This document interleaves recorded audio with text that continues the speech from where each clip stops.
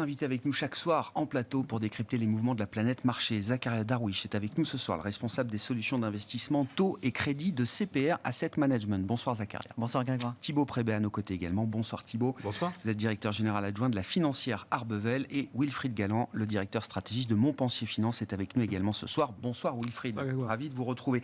C'est le genre de séance où on flirte toujours avec la panique, sans totalement basculer dans un chaos total de marché. Mais force est de constater quand même que les désordres sur les marchés sont de plus en plus nombreux. Alors on pourra décrypter un peu la séance du jour, mais encore une fois, une volatilité qui a explosé sur toutes les classes d'actifs, des devises aux actions, en passant par les marchés obligataires. Et la séance du jour est un très bon résumé de cette situation. Ouais, tout à fait. Alors, paradoxalement, on attend tous la fameuse séance de capitulation, c'est-à-dire la séance où effectivement il y a la grande panique et on se dit là c'est bon, on a touché le fond, on va pouvoir repartir sur des bases un peu plus saines. Et à chaque fois on l'a pas en fait.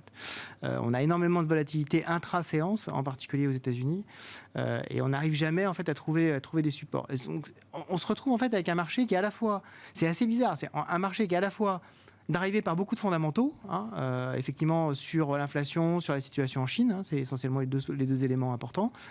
En gros, à quelle vitesse est-ce qu'on va aller en récession, véritable question.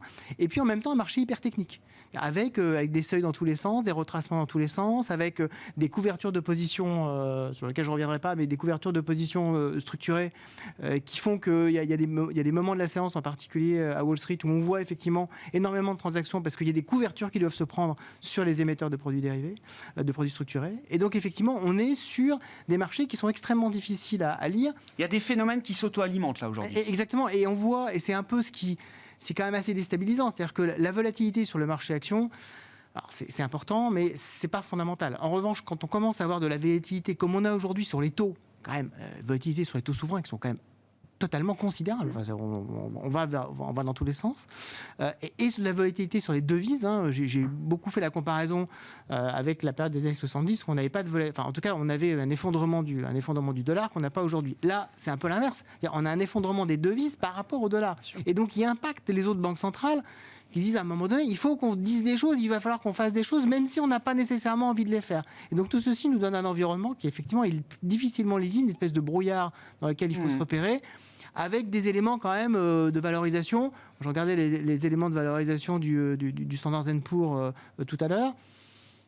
On est maintenant autour de 16 sur une valorisation coût-bénéfice sur les projections à 12 mois. On n'est pas très très loin des seuils où, en théorie, autour de 14-15, on commence à dire que là, ce sont des socles historiques de marché baissier dans lesquels on peut commencer à acheter. Mais on n'y est pas encore. Non. Donc on se dit, voilà, on n'est pas très loin, on n'y est pas encore. Commencer à acheter maintenant, pourquoi pas, mais on risque de se faire de nouveau reprendre si jamais il y a, par exemple, effectivement un confinement à Pékin.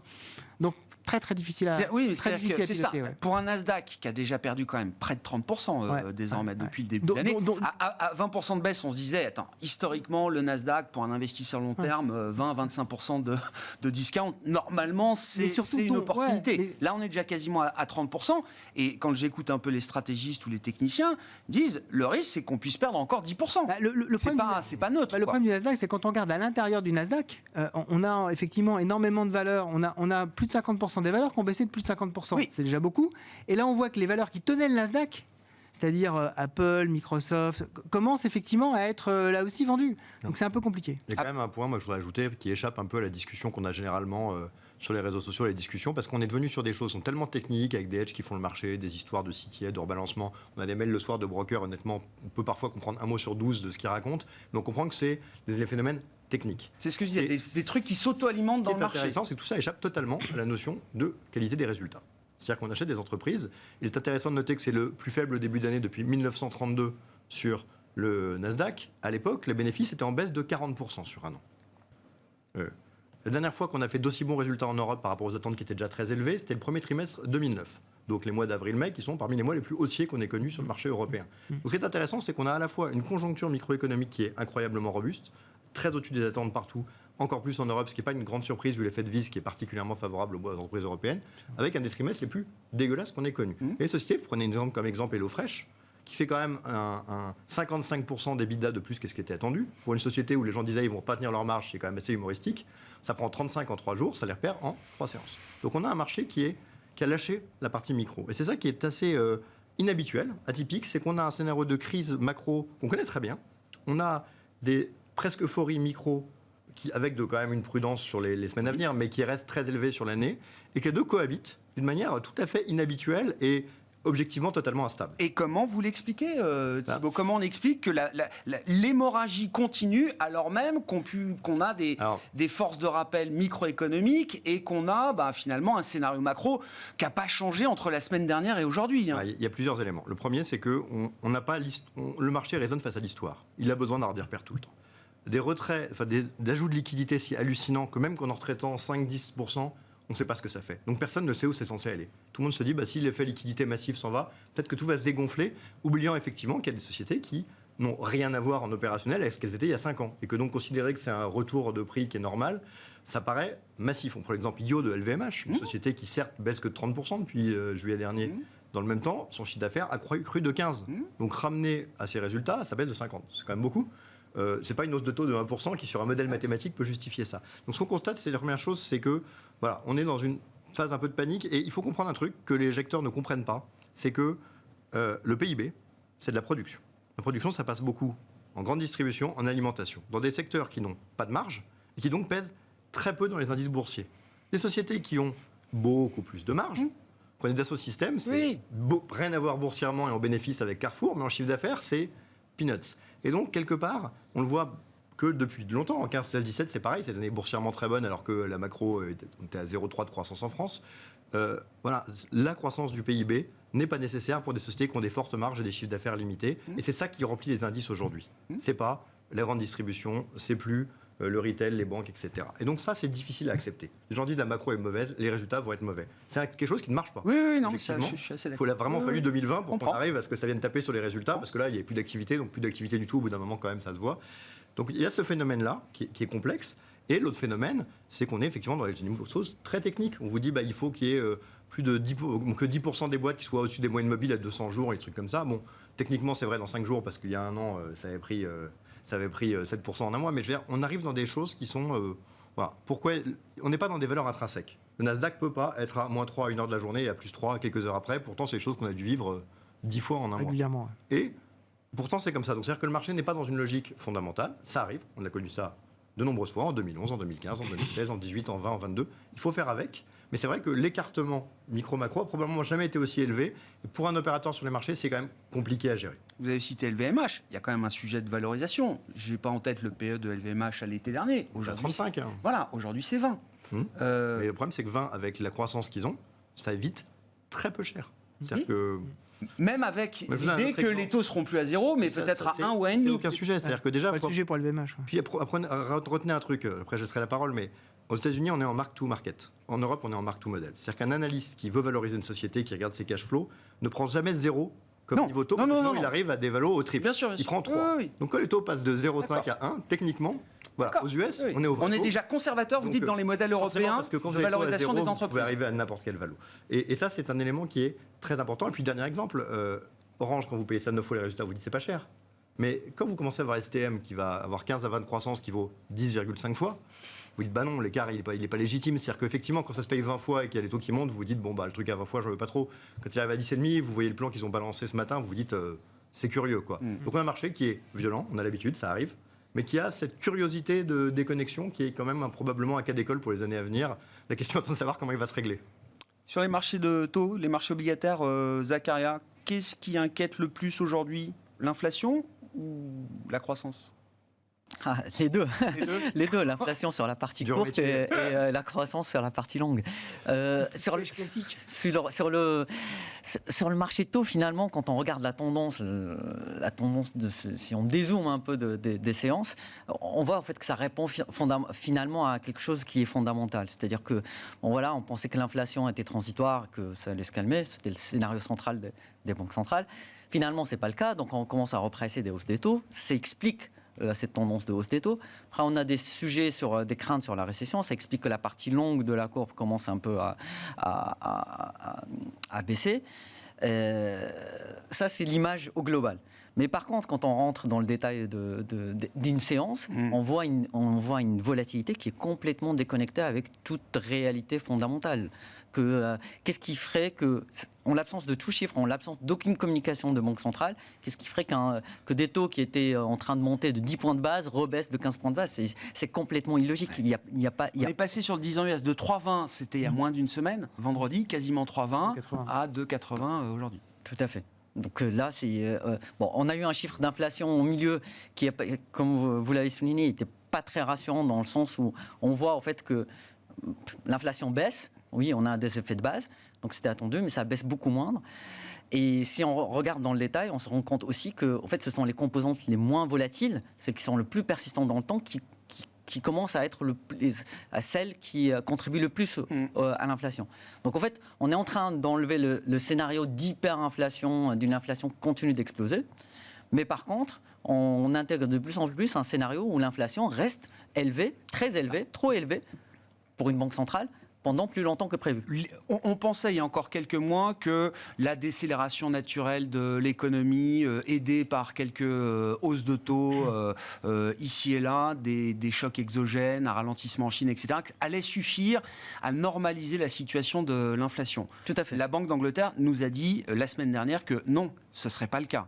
Même une stagnation ou une petite récession ne serait pas suffisante peut-être pour ramener l'inflation à des niveaux moins stressants.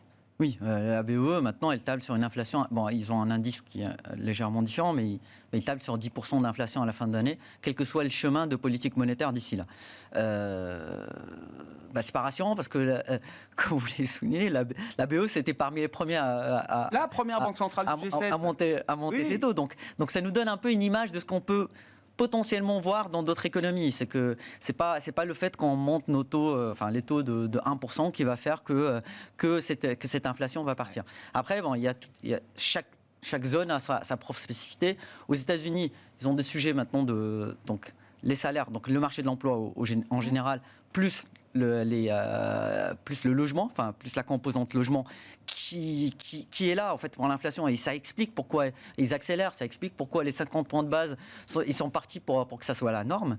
En Europe, on a un sujet qui est beaucoup plus complexe parce qu'on est vraiment lié à l'énergie, donc c'est plutôt le scénario de l'incertitude, et ça explique en partie cette volatilité parce que, en fonction de la trajectoire d'énergie, en fonction de ce qui se passe par rapport à la crise ukrainienne, on va avoir une réaction de banque centrale. Et c'est beaucoup plus complexe à faire qu'avec des éléments beaucoup plus structurels. Bon. Bien qu'on en parle tous les jours depuis des mois, est-ce que le risque est encore d'être surpris par une agressivité nécessaire, peut-être, des banques centrales, alors qu'on a déjà quand même accumulé et digéré un niveau d'agressivité très fort par rapport à ce qu'on imaginait évidemment il y a quelques mois. Je pense qu'il y a effectivement ce risque-là. Moi, ce qui m'inquiète, je vous dis ce qu'a dit Thibault, ce qui m'inquiète réellement, c'est que les marchés n'ont jamais vécu réellement, et je pense que ça explique beaucoup la nervosité actuelle, un retrait de liquidité comme celui qui nous est annoncé. C'est-à-dire un quantitative tightening, donc une baisse de bilan qui quand même est annoncée aux États-Unis de plus de 1 000 milliards en l'espace d'un an, qui pourrait être encore supérieur.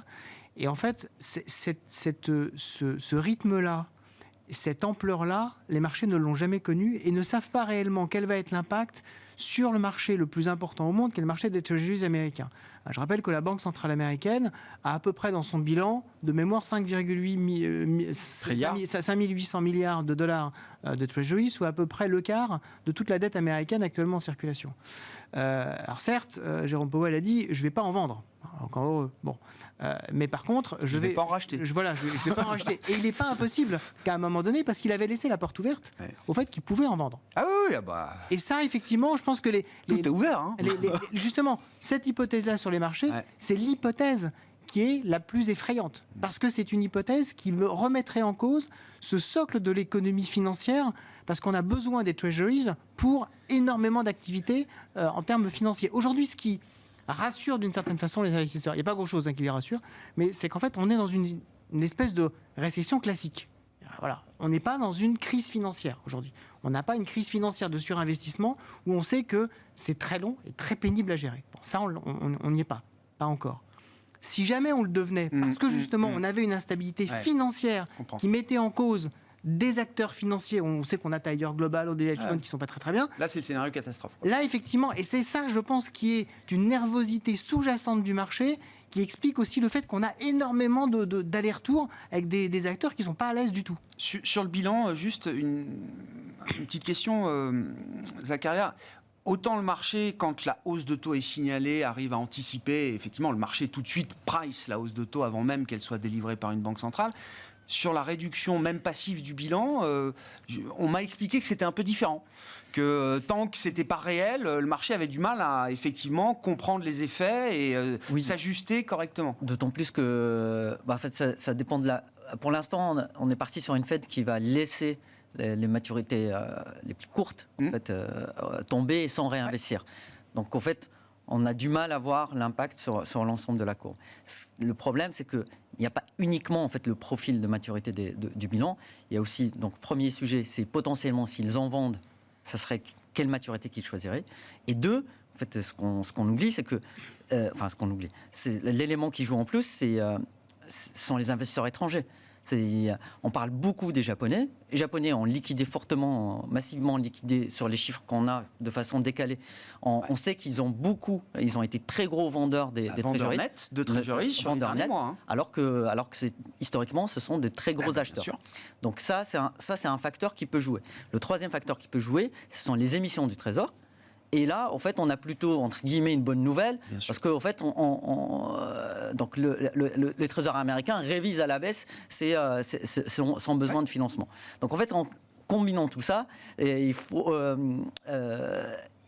est très très dur de dire a priori l'impact d'une sortie aussi importante Donc on ne fera que constater l'impact au moment où la réduction passive du bilan sera engagée à partir du 1er juin graduellement. Et c'est aussi donc c'est là où la Fed, en fait, on le voit historiquement, c'est que dans leur communication, ils choisissent vraiment leurs mots et ils choisissent la façon de communiquer parce que, en fait, il y a beaucoup la confiance. Les treasuries, pourquoi c'est important ? Parce que c'est l'outil, entre guillemets, sans risque, qui est utilisé par différents types d'acteurs, pas que les investisseurs. Et du coup, en fait, la Fed, dans sa communication, elle a une part de rassurer sur le fait que les États-Unis restent un pays solvable. Oui, non, mais on en est là. Pas de problème. Et juste un point pour ajouter, peut-être un point un peu anecdotique, mais qui ne l'est pas tant que ça.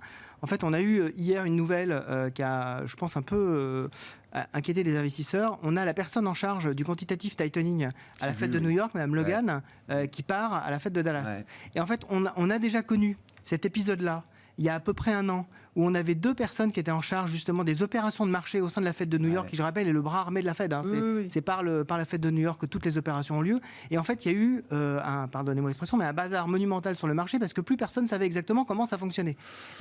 Non, mais réellement. Et donc, ces éléments techniques, parce que ce sont des éléments qui sont extrêmement techniques, quand on dit qu'il va y avoir moins d'émissions, c'est formidable, parce qu'il va y avoir moins de titres sur le marché, moins de titres disponibles pour s'échanger des treasuries au moment où on en a besoin pour faire justement des opérations entre acteurs bancaires et acteurs du système financier. Et ça, c'est très important, cette disponibilité. Aujourd'hui, on a un écartement des spreads sur les transactions en treasuries qu'on n'a pas connu depuis longtemps. Donc attention également à ces petits aspects techniques. Je pense que ça rajoute de la volatilité.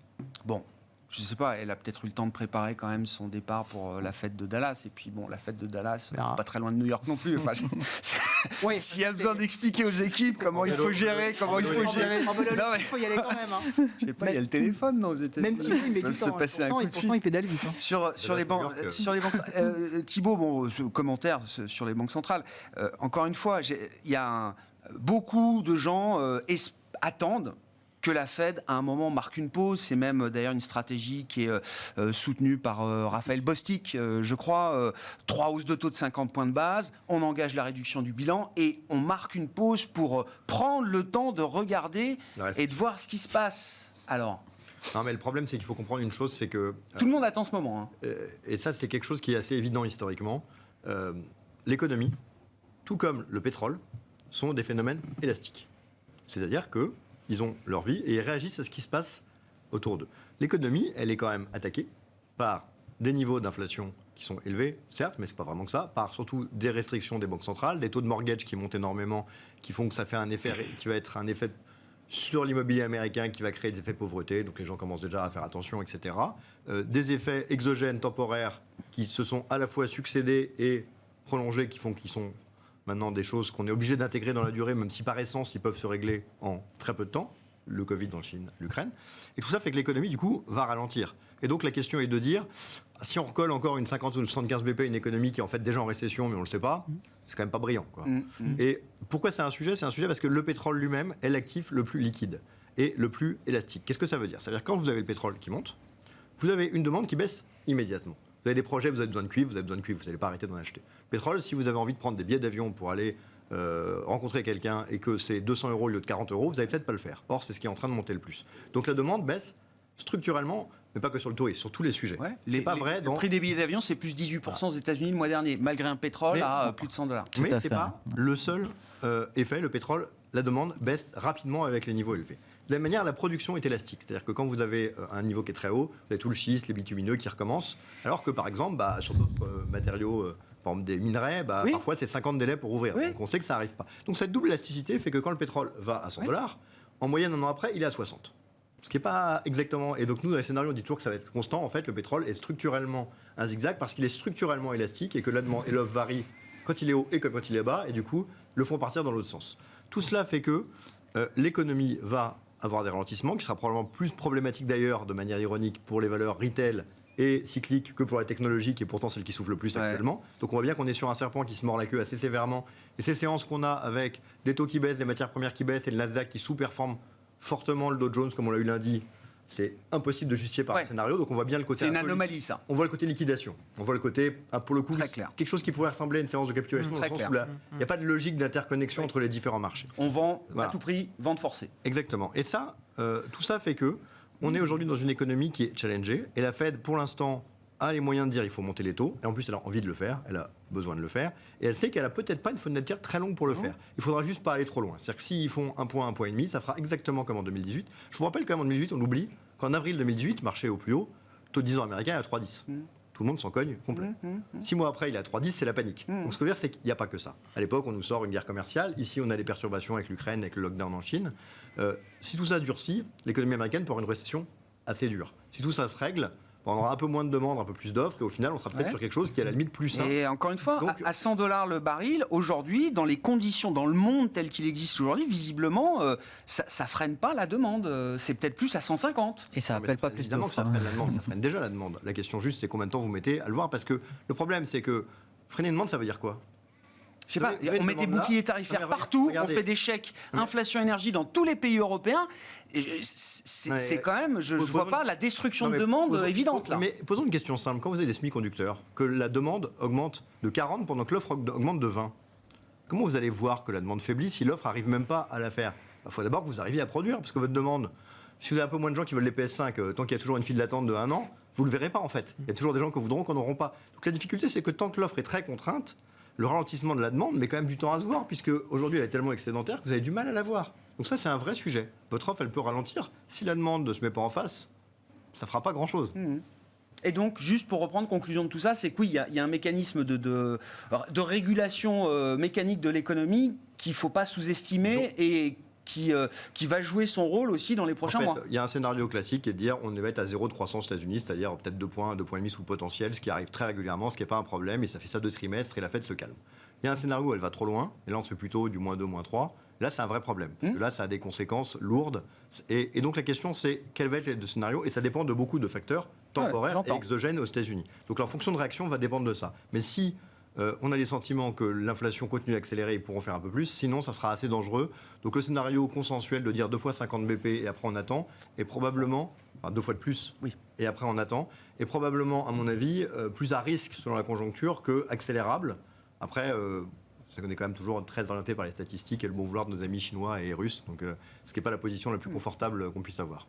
L'idée d'une stratégie 3 fois 50, une pause pour la Fed, ça a du sens ou... En tout cas, ils nous préparent pour ça. Ça a du sens dans l'idée où aujourd'hui, rappelons-le, la Fed a un double mandat, croissance, maximum, plein emploi et inflation. Plein emploi, c'est bon, on peut dire que c'est check. Donc, le sujet, c'est l'inflation. Et l'accent est mis sur le retour à minima à un taux qui est un taux neutre. Bon, le taux neutre, on a tous du mal à le définir. Même M. Powell a dit que c'est une notion qui est plus théorique. Oui, théorique, bien sûr. Voilà. Mais en tout cas, c'est dans ce chemin-là. Donc ça a beaucoup de sens. Aujourd'hui, où le scénario, on disait, le choc d'inflation est un choc très transitoire. Les goulots d'étranglement de la production, ça c'est bientôt fini. Les semis, c'est bientôt fini. Il n'y a pas de sujet. Là, ce n'est plus le scénario central. Donc, ça a beaucoup de sens d'accélérer cette augmentation des taux. Et après, en fait, ils ne s'engagent pas à grand-chose en disant préparant que ça soit une pause. Parce qu'au final, si on continue à avoir des surprises, j'allais dire, positive à la hausse sur l'inflation. Rien n'empêche, ils l'ont déjà fait l'année dernière, ils l'ont déjà fait là, ils peuvent très bien dire non mais finalement on augmentera le taux de façon beaucoup plus marquée. Ouais. La Chine, peut-être un petit mot de la... Oui, juste en passant. Non, mais si, bon... c'est où Bon, le yuan baisse. Alors, je sais que le dollar monte face au yuan, effectivement, mais quand même, le mouvement depuis un mois est assez spectaculaire. Est-ce qu'il y a des enseignements à tirer de cette...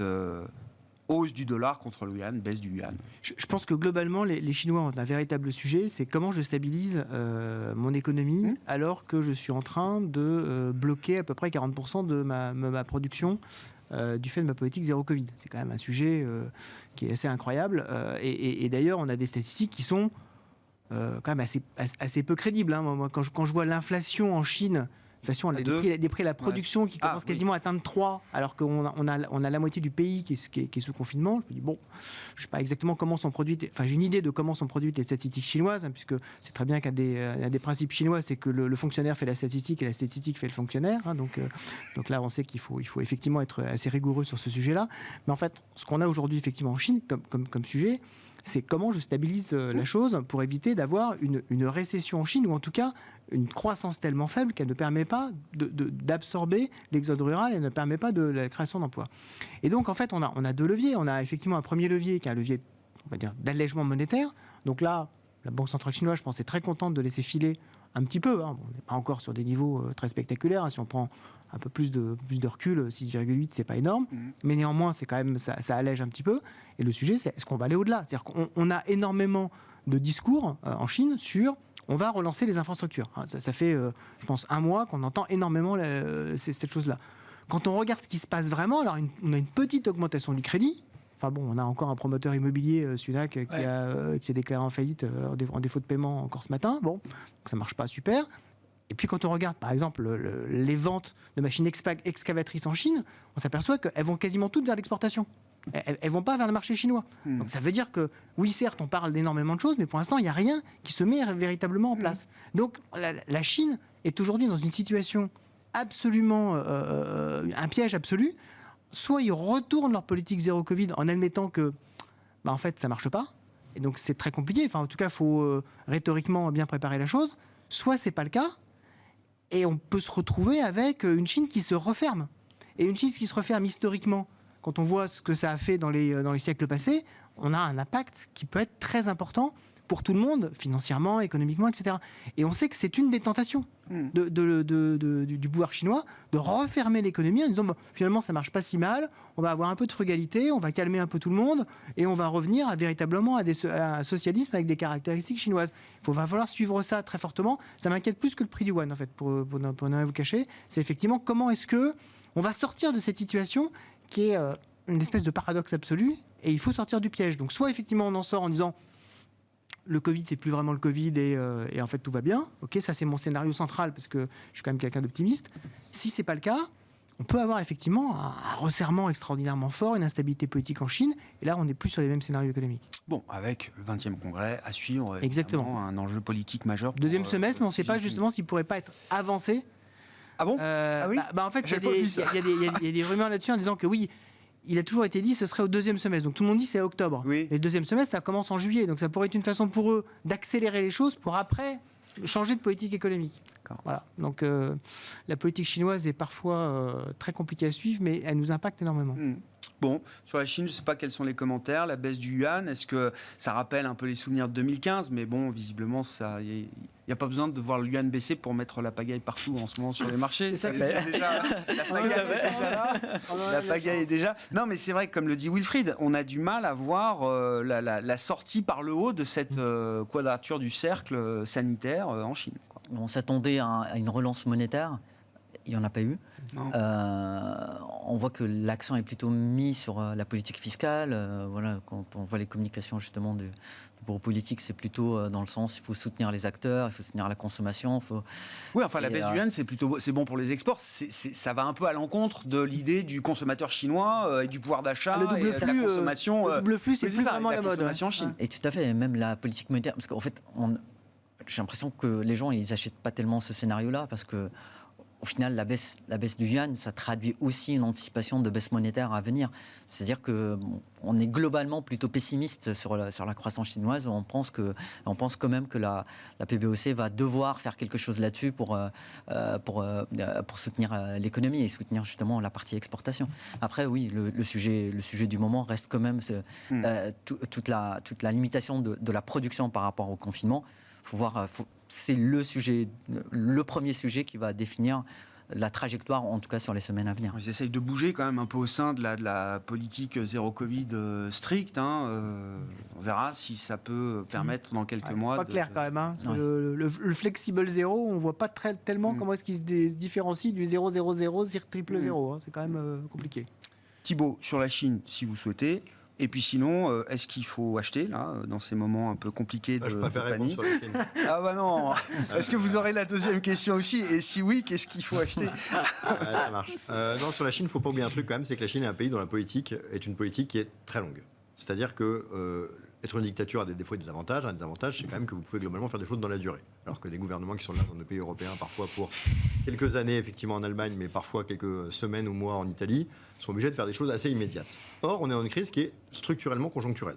C'est un peu bizarre, mais on peut dire que voilà, par définition, le Covid, c'est quand même quelque chose qui a vocation... C'est du conjoncturel qui dure, quoi. Ne serait-ce que parce qu'à un moment donné, ils vont finir par nous pondre un vaccin ARN messager. Donc, ils finiront par avoir leur vaccin probablement au troisième trimestre. Donc, on sait qu'on a une fenêtre de tir galère qui, à l'échelle du monde, est compliquée. Et leur question va être, dans la politique qu'ils ont définie à long terme, est-ce que décourager tous leurs partenaires qui viennent produire en Chine en les empêchant de produire est quelque chose qui a un avenir colossal à un moment où tout le monde a plutôt envie de rapatrier? Ça semble difficile. Ça reste totalement conjoncturel. On peut avoir 6 ou 7 jours sans aucun cas et que ce soit fini. On peut avoir le contraire. Mais ça reste des choses qui ne sont pas forcément toujours de nature à changer la trajectoire chinoise, qui est généralement une trajectoire de très long terme qui donne et qui, historiquement, n'a pas vraiment varié sur des éléments conjoncturels. Et donc ça, c'est quand même quelque chose qu'il faut, à mon sens, garder en tête. Pour le marché, si vous êtes investisseur de très long terme, aujourd'hui, vous avez des niveaux, en Europe particulièrement, qui sont extrêmement bas, sur des croissances très élevées, malgré les sociétés qui ont été prudentes. Donc la fenêtre de tir pour être investi me paraît assez évidente. Si vous n'aimez pas la volatilité et que vous voulez trouver le point bas, honnêtement, your guess is as good as mine. J'ai zéro idée parce que quand on a des sociétés de forte croissance qui arrivent à 15, 12, 10 fois les résultats, pourquoi ça n'irait pas à 9 ou à 8? Après, à un moment donné, les gens aussi peuvent ne plus croire à cette idée des résultats. Et donc, qu'ils aient raison ou pas, ça n'a pas d'importance. Vous voyez, c'est quand vous avez des sociétés qui ont 2 ans de carnet de commande, on leur dit oui, mais le cycle se termine, on dit bah, il y a quand même 2 ans de carnet de commande à épurer. Donc, même si ça baisse. Dans 4-5 ans, il n'y a toujours pas de sujet. Non, mais si on se met dans un cadre rigoureux qui correspond aux horizons de temps qu'il faut avoir sur les marchés boursiers et actions, et évidemment, je sais que ces horizons de temps, on les respecte jamais, mais si vraiment, de manière stricte... On est très à l'aise. On est très à l'aise. En plus, il ne faut pas oublier une chose qui est bête, c'est que les marchés américains sont toujours beaucoup plus chers que les marchés européens, pour une raison assez simple, qui est qu'ils ont plus de croissance, qui sont plus réactifs. Tout un tas de choses qui le rendent justifié, puisque la croissance des résultats des entreprises américaines dans la durée éclate les indices européens. Et ça a fait un écart important. Le problème, c'est que là, les marchés ont baissé avec des écarts qui n'ont pas tant que ça réduit. Ce qui fait que les valeurs US sont beaucoup moins chères, mais ne sont pas non plus à des niveaux tout le temps gratuits, quoi. Les valeurs européennes, elles, dans la même logique, sont devenues à des niveaux qui sont très bas. Et très bas, alors qu'on est sur l'Eurostoxx 20 à 30% de moins que la moyenne historique, mais une moyenne historique qui s'est construite sur des taux à 4 ou 5. Donc l'idée qu'on puisse que 25% plus bas avec des taux à 1,5 soit un problème me paraît farfelu. Donc sur financière à Bevel, on reste à l'aise et investi. Après, on n'est pas très trader de toute façon, donc savoir si c'est le point bas, j'en ai pas la moindre idée, mais je suis à l'aise. Pour revenir sur l'Asie, les US, peut-être de manière un peu plus modérée, parce que le vent est violent et qu'on n'a pas une lisibilité colossale, et en faisant quand même gaffe à la devise américaine, qui est quand même maintenant très haute, donc peut-être plus parfois en faisant des investissements couverts. Non, mais on se concentre sur ce qu'on maîtrise, quoi, aujourd'hui. Que dit le stratégiste ? Moi, je suis assez d'accord avec ça. C'est-à-dire que je pense qu'en ce moment, on est dans des niveaux où on peut déjà rebâtir, par exemple, des positions de rendement, des positions de taux. Même si on sait qu'on peut toujours avoir un peu plus de panique, vous dites, c'est bon, si on a des horizons de temps qui vont avec... Le risque commence à être payé. Alors déjà, quand vous êtes à plus de 1, 1% sur la dette allemande, vous êtes à 3% sur la dette US, vous commencez à être payé, vous commencez à avoir un rendement. Donc on était très à l'écart de ce type d'investissement. On commence à rebâtir des positions. La même chose aussi pour les marchés européens, même certains pans du marché américain qui commencent quand même là aussi à être à des niveaux quand même très intéressants compte tenu du niveau de croissance. Le marché sur lequel moi je suis moins à l'aise, c'est effectivement le marché chinois, même si c'est le marché le moins cher. Mais effectivement, quand on a un pouvoir politique qui est aussi peu lisible, ça me paraît compliqué fondamentalement d'y aller, même s'il y a probablement des choses tactiques à faire là-dessus, mais moi je suis moins à l'aise là-dessus. Mais en revanche, sur la partie valeurs européennes, sur la partie même donc certains segments de la côte américaine qui ont quand même pas mal baissé avec des perspectives qui sont tout à fait correctes et Thibault le rappelait avec des résultats qui saison après saison montrent quand même une énorme résilience. Bon, quand même il y a des choses à faire. Il ne faut pas y aller. C'est pas le moment de jouer au héros. Mais rebâtir un certain nombre de positions progressivement, oui, ça me paraît une bonne idée. Oui. Bon, sur les marchés de taux et de crédit, alors est-ce que le risque est suffisamment bien rémunéré aujourd'hui ? Sur le marché du crédit, le risque est plus qu'entièrement rémunéré, parce que grosso modo, si on prend les spreads de crédit, la prime de risque de crédit, si on prend l'exemple du marché high yield, donc c'est les émetteurs les moins bien notés, le marché il price que grosso modo, entre 25 et 30% des entreprises font faillite d'ici 5 ans. Sur quoi ? Sur l'Europe ? Sur l'Europe, voilà. D'accord. Donc c'est minimum un quart des entreprises qui font défaut. Historiquement, on a 5% de défaut. En récession, c'est quoi ? Sur un cycle complet. D'accord. Donc on a 5%. Actuellement, le taux de défaut, c'est autour de 0,2%. Donc c'est pour vous dire la déconnexion entre la valorisation fondamentale du crédit et la réalité des prix de marché. Après, est-ce que ça peut aller plus loin ? Oui, parce que techniquement, il y a des gens, quand ils achètent le marché du crédit, ils achètent la partie taux plus la partie spread. Et quand on voit la volatilité des taux depuis le début de l'année... Il y a un risque de taux toujours devant. Exactement. Donc l'intérêt aujourd'hui, c'est d'aller s'exposer sur la prime de crédit, qui est plus que rémunératrice pour le risque qu'on prend. Mais sur la partie taux, là, ça dépend vraiment de l'horizon d'investissement. Et effectivement, sur du long terme, ça commence à être intéressant. Sur du court terme, on peut avoir un pricing de BCE qui peut être plus agressif. En tout cas, on est très dépendant surtout de la composante énergie. Et tant qu'on n'y voit pas très clair là-dessus, sur la partie courte, il vaut mieux être plutôt couvert contre le risque de taux. Petite parenthèse, est-ce qu'il faut s'inquiéter d'un risque, puisqu'on parlait de spread, d'un risque de fragmentation exacerbée sur les souverains en zone euro ? On en parle ? Les spreads restent... On en parle, les spreads restent contenus. On a eu une tension sur le spread italien qui a frôlé les 200 points de base contre l'Allemagne sur le segment 10 ans. Puis depuis, en fait, ça c'est bien revenu. Mais d'ailleurs, sans aucune communication spécifique de la BCE ou sans aucune nouvelle fondamentale là-dessus. Donc, pour l'instant, non. On voit qu'il y a eu des rumeurs comme quoi la BCE travaille sur un instrument de stabilisation avec des achats qui peuvent être stérilisés, revendus par la suite. Donc il y a des discussions là-dessus. Ça peut être ça qui limite l'écartement des spreads. Le deuxième facteur, malheureusement, se construit toujours dans la douleur. On voit qu'il y a de la solidarité par rapport à la crise ukrainienne. On voit qu'il y a des volontés de solidarité sur le côté fiscal par rapport au coût de l'énergie. Donc ça, ce sont des éléments qui tendent à rassurer contre la fragmentation au niveau de la zone euro. Puis on verra quand même les élections législatives françaises. Ah oui. Oui. Si on a une très mauvaise surprise au niveau des élections législatives françaises, qui n'est pas mon scénario central, là je pense que le sujet des spreads deviendra un énorme sujet au niveau européen. Un énorme sujet. Donc attendons quand même le 19 juin pour être totalement rassuré sur la question. Bon, là-dessus, Thibault, je ne sais pas, il nous reste 20 secondes, mais l'heure de vérité arrive pour savoir est-ce qu'on va payer le gaz russe en roubles. A priori, Mario Draghi nous dit oui, on pourra trouver la manière de faire Tout en se conformant aux sanctions européennes. Non, mais le sujet doit être tranché. Les prochains paiements arrivent. Là. Tous ces points. Les sujets politiques n'ont jamais finalement d'impact sur le marché. Ça, les élections, ça fait jamais bouger à la fin. Ça fait bouger 3 jours et c'est fini. Le sujet de payer en rouble ou pas, c'est presque éthique. Est-ce qu'on a envie de leur donner des roubles ou pas? En vrai, ça ne changera rien. De toute façon, le pétrole qu'on ne leur vend pas, il part en Asie, puis nous, on va acheter les capacités qui ne sont pas achetées par l'Asie. Donc il y a une sorte de truc un peu tournant qui ne change pas la donne de l'offre et de la demande. Là, se retrouver demain coupé du gaz russe, ça ne change rien au problème. Je ne pense pas qu'on sera coupé. Je pense que s'il faut payer en rouble, on le fera en rouble. Ça ne changera pas la oui, face du donc monde. voilà. Donc il y a quand même une forme de pragmatisme. Il y aura, mais évidemment, il y aura un deal trouvé. Et je pense que sur la partie européenne, n'oublions pas que la Banque centrale a... avec une certaine difficulté dans les années 2010 et plus facilement depuis, trouver une forte crédibilité et que si elle dit qu'elle ne veut pas de fragmentation de la zone, il n'y en aura pas et qu'elle a les moyens d'en empêcher. Donc ce n'est pas aujourd'hui quelque chose qui, chez Financière Arbevel, nous préoccupe. À la fin de la journée, elle trouve toujours la bonne réponse. Merci. Elle trouvait la bonne réponse. Elle trouvait la bonne réponse. Bon, on verra. Prochain meeting de la BCE le 9 juin. Merci beaucoup, messieurs. Thibaut Prébet, la financière Arbevel, Wilfried Galland, Montpensier Finance et Zakaria Darwish, CPR Asset Management étaient les invités de Planète Marché ce soir.